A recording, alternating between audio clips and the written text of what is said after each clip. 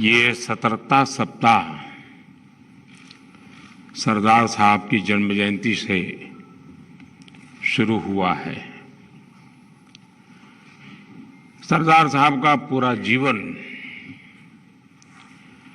ईमानदारी, पारदर्शिता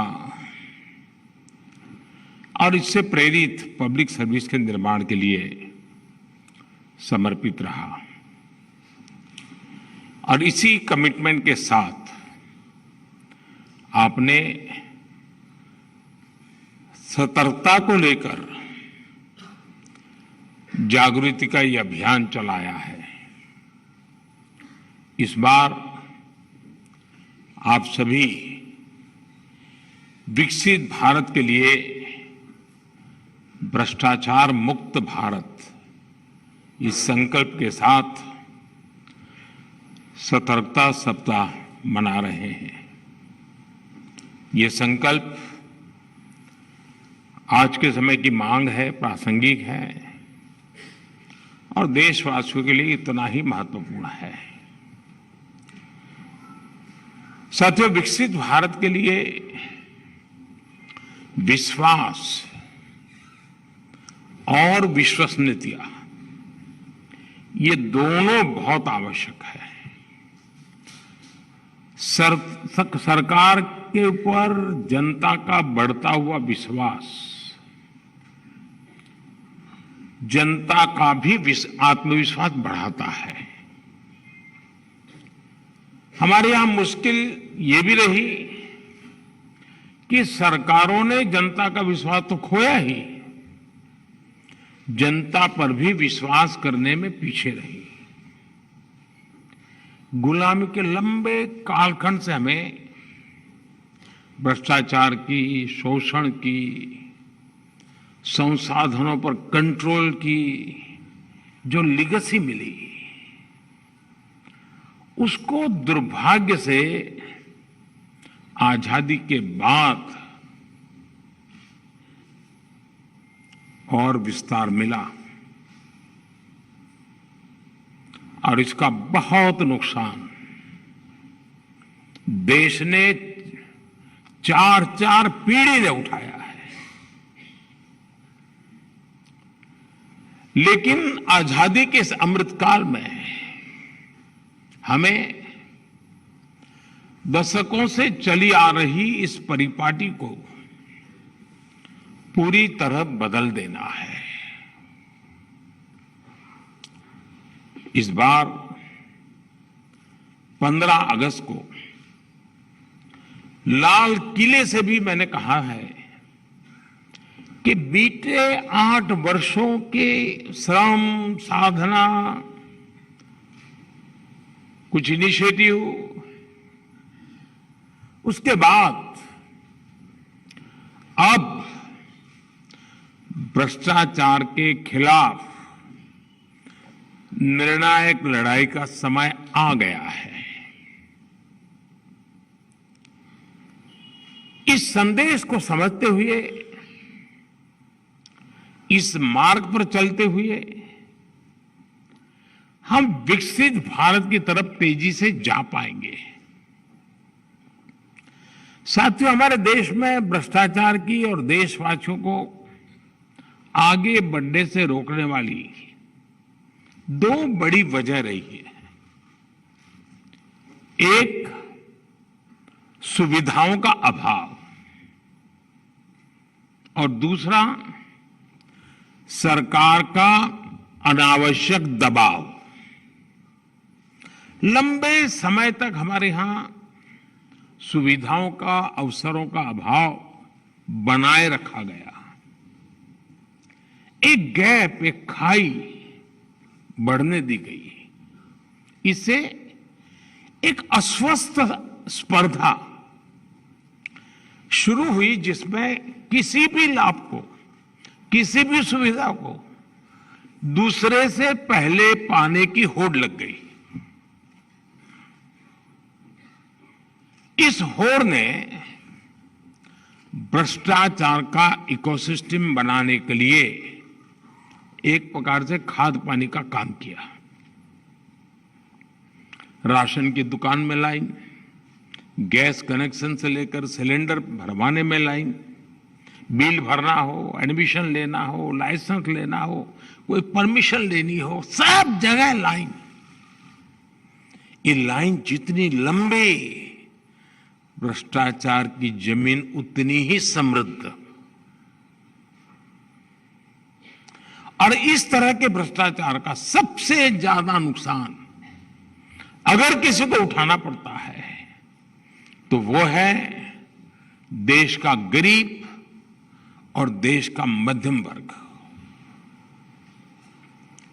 जब देश का गरीब और मध्यम वर्ग अपनी ऊर्जा इन्हीं संसाधनों को जुटाने में लगा देगा तो फिर देश कैसे आगे बढ़ेगा, कैसे विकसित होगा। इसलिए हम बीते 8 वर्षों से अभाव और दबाव से बनी व्यवस्था को बदलने का प्रयास कर रहे हैं। डिमांड और सप्लाई के गैप को भरने की कोशिश कर रहे हैं। इसके लिए हमने कई रास्ते चुने हैं। 3 प्रमुख बातों पर मैं ध्यान आकर्षित करना चाहूंगा। एक, आधुनिक टेक्नोलॉजी का रास्ता। दूसरा, मूल सुविधाओं के सैचुरेशन का लक्ष्य। और तीसरा, आत्मनिर्भरता का रास्ता। अब जैसे राशन को ही लीजिए, बीते 8 वर्षों में हमने पीडीएस को टेक्नोलॉजी से जोड़ा और करोड़ों फर्जी लाभार्थियों को सिस्टम से बाहर कर दिया। इसी प्रकार डीबीटी से अब सरकार द्वारा दिया जाने वाला लाभ सीधे लाभार्थियों तक पहुंचाया जा रहा है। इस एक कदम से ही अभी तक 2 लाख करोड़ रुपए से अधिक गलत हाथों में जाने से बचा है। 2 लाख करोड़ रुपया।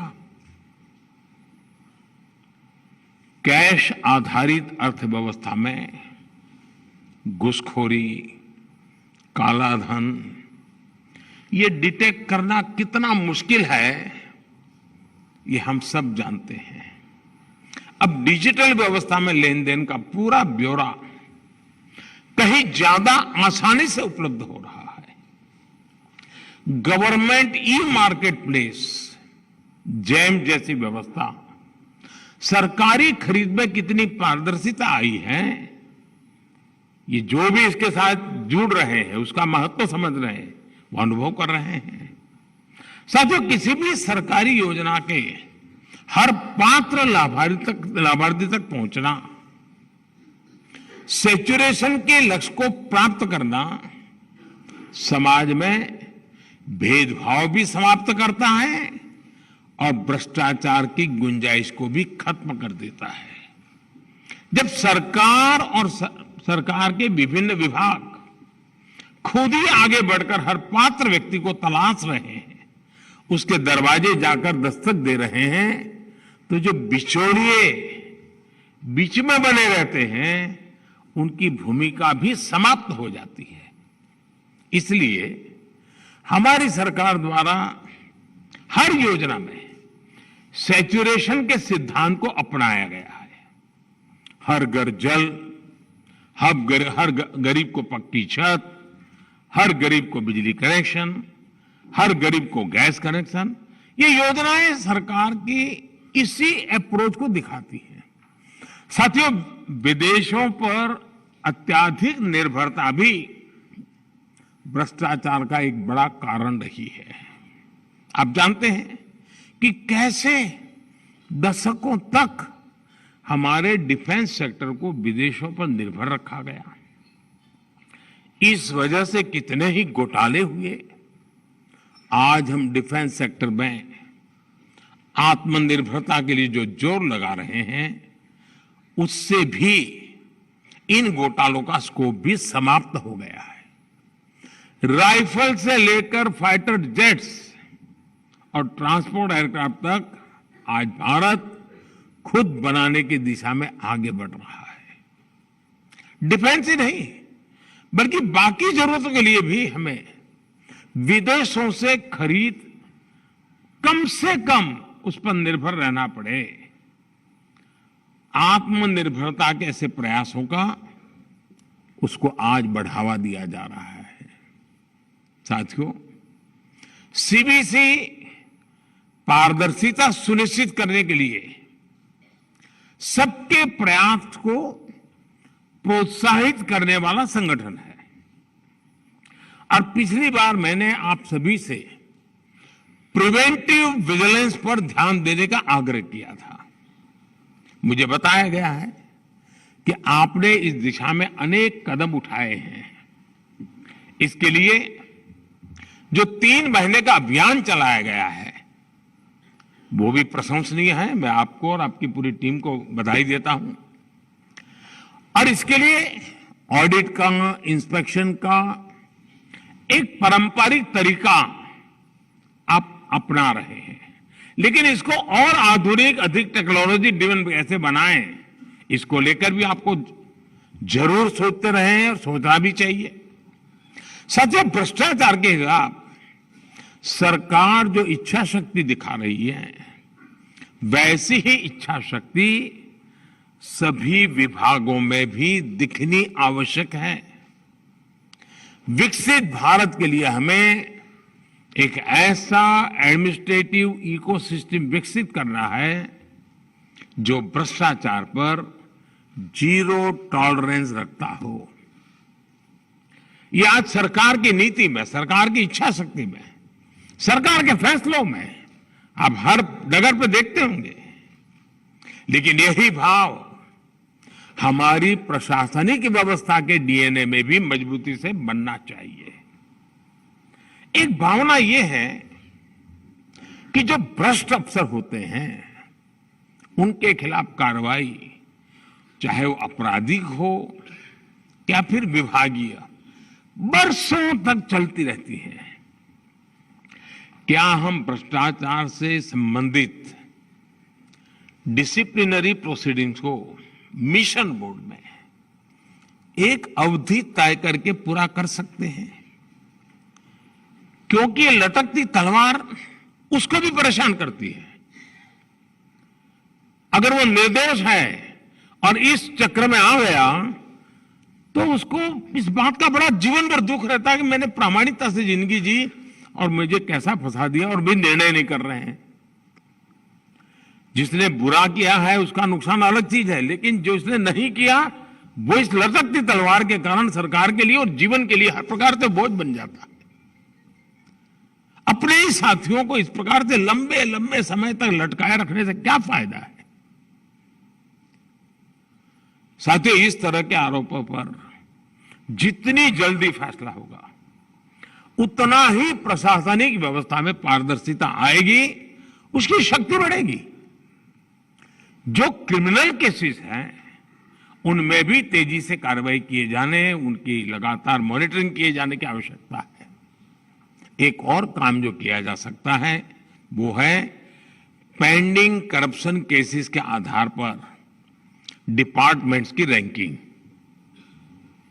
अब उसमें भी हम स्वच्छता के लिए जैसे हम कंपटीशन करते हैं, इसमें भी करें। देखें तो कौन डिपार्टमेंट इसमें बड़ा उदासीन है, क्या कारण है, और कौन डिपार्टमेंट है जो बहुत तेजी से इस समस्या को गंभीरता से लेकर के आगे बढ़ रहा है। और इससे जुड़ी रिपोर्ट्स का मासिक या तिमाही पब्लिकेशन अलग अलग विभागों को भ्रष्टाचार के खिलाफ चल रहे केसों को तेजी से निपटाने के लिए प्रेरित करेगा। हमें टेक्नोलॉजी के माध्यम से एक और काम करना चाहिए। अक्सर देखा गया है कि विजिलेंस क्लियरेंस में काफी समय लग जाता है। इस प्रक्रिया को भी टेक्नोलॉजी की मदद से स्ट्रीमलाइन किया जा सकता है। एक विषय और जो मैं आपके सामने रखना चाहता हूं वो है पब्लिक ग्रीवेंस के डेटा का। सरकार के विभिन्न विभागों में सामान्य मानवीय द्वारा शिकायतें भेजी जाती हैं, उनके निपटारे का भी एक सिस्टम बना हुआ है। लेकिन अगर पब्लिक ग्रीवेंस के डेटा का हम ऑडिट कर सके तो ये पता लगेगा कि कोई खास विभाग है कि वहां ज्यादा से ज्यादा शिकायत आ रही है। कोई खास पर्सन है, उसी के यहां सब सारा मामला जाकर के अटकता है? क्या कोई प्रोसेसिंग पद्धतियां जो है हमारी, उसी में कोई गड़बड़ है जिस कारण मुसीबतें आ रही हैं? मुझे लगता है ऐसा करके आप उस विभाग में भ्रष्टाचार की तह तक आसानी से पहुंच पाएंगे। हम इन कंप्लेंट को आइसोलेटेड नहीं देखना चाहिए, पूरी तरह कैनवास पर रख करके सारा एनालिसिस करना चाहिए, और इससे जनता का भी सरकार और प्रशासनिक विभागों पर विश्वास और बढ़ेगा। साथियों, करप्शन पर निगरानी के लिए हम समाज की भागीदारी, सामान्य नागरिक की भागीदारी को हम अधिक से अधिक कैसे प्रोत्साहित कर सकते हैं, इस पर भी काम होना चाहिए।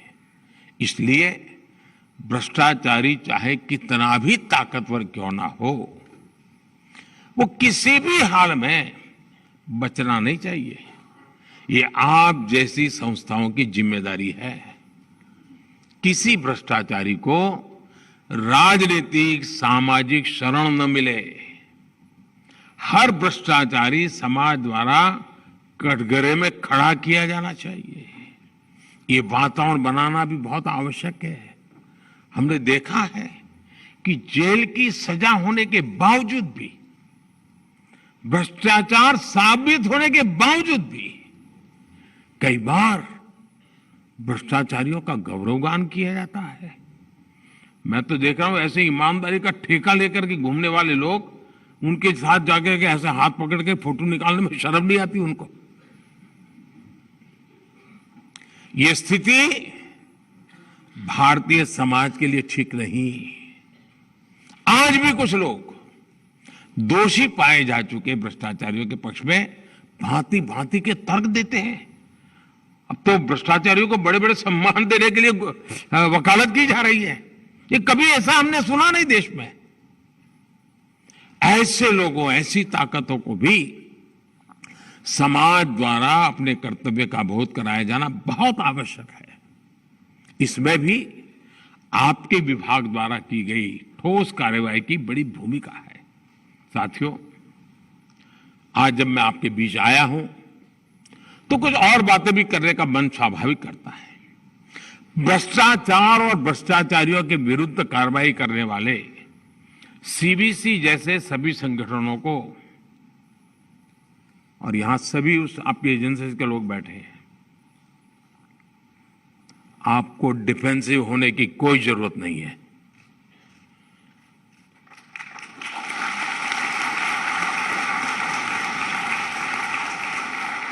अगर देश की भलाई के लिए काम करते हैं तो अपराध बोध में जीने की जरूरत नहीं है दोस्तों। हमें पॉलिटिकल एजेंडा पे नहीं चलना है, लेकिन देश के सामान्य मानवी को जो मुसीबतें आ रही हैं, उसे मुक्ति दिलाने का हमारा काम है। ये काम हमको करना है, और जिनके वेस्टेड इंटरेस्ट है वो चिल्लाएंगे, वो इंस्टीट्यूशन के गले घोंटने की कोशिश करेंगे। इस इंस्टीट्यूट में बैठे हुए समर्पित लोगों को बदनाम करने का प्रयास किया जाएगा। ये सब होगा। मैं लंबे अरसे तक इस व्यवस्था से निकला हुआ दोस्तों। लंबे अरसे तक हेड ऑफ द गवर्नमेंट के रूप में काम करने का मुझे अवसर मिला है। मैंने बहुत गालियां सुनी, बहुत आरोप सुने दोस्तों। कुछ बचा नहीं मेरे लिए, लेकिन जनता जनार्दन ईश्वर का रूप होती है।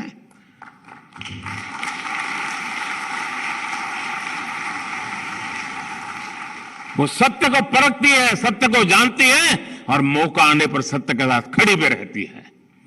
मैं अपने अनुभव से कहता हूं दोस्तों, चल पड़िए ईमानदारी के लिए, चल पड़िए। आपको जो ड्यूटी मिली है उसको ईमानदारी से निभाने के लिए। आप देखिए, ईश्वर आपके साथ चलेगा, जनता जनार्दन आपके साथ चलेगी।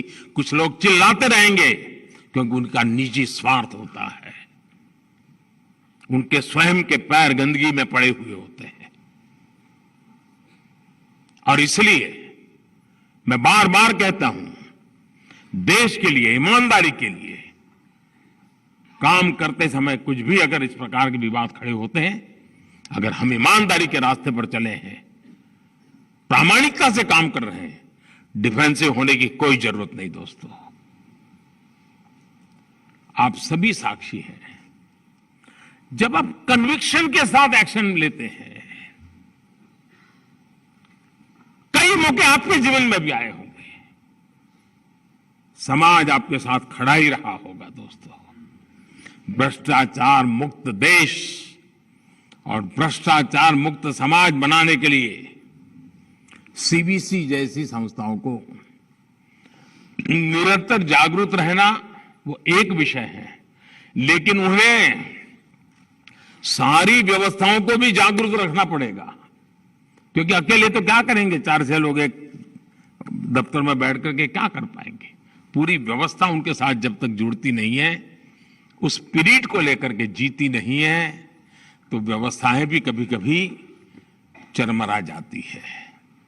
साथियों, आपका दायित्व बहुत बड़ा है, आपकी चुनौतियां भी बदलती रहती हैं और इसके लिए आपके तौर तरीकों में, कार्यप्रणाली में भी निरंतर गतिशीलता आवश्यक है। मुझे विश्वास है कि आप अमृत काल में एक पारदर्शी और प्रतिस्पर्धी इकोसिस्टम के निर्माण में अहम भूमिका निभाते रहेंगे।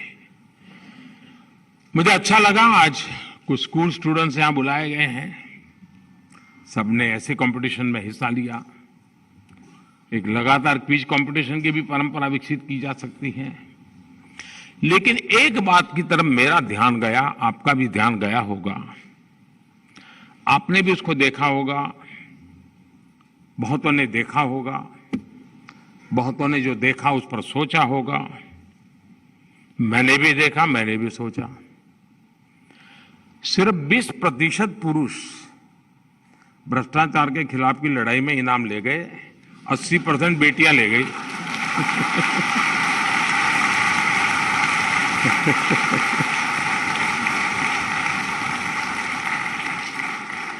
पांच में से 4 बेटियां। मतलब ये 20 को 80 कैसे करे, क्योंकि दौड़ तो उनके हाथ में है। इन पुरुष में भी भ्रष्टाचार के खिलाफ वही ताकत पैदा हो जिन इन बेटियों के दिल दिमाग में पड़ी है। उज्जवल भविष्य का रास्ता वही बनेगा।